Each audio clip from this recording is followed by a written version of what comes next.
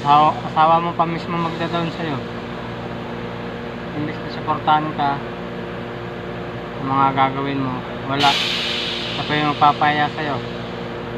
Siya pa yung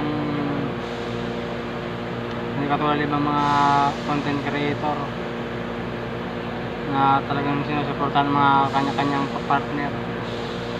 Pero ako, gusto ko sanang pasukin din yung social media, YouTube, mag-upload ng mga videos.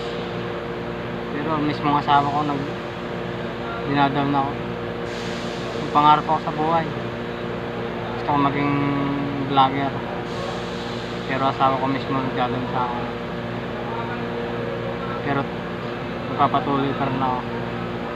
Balang araw sisikat din ako, magiging vlogger din ako katulad ng ibang mga sikat na vlogger.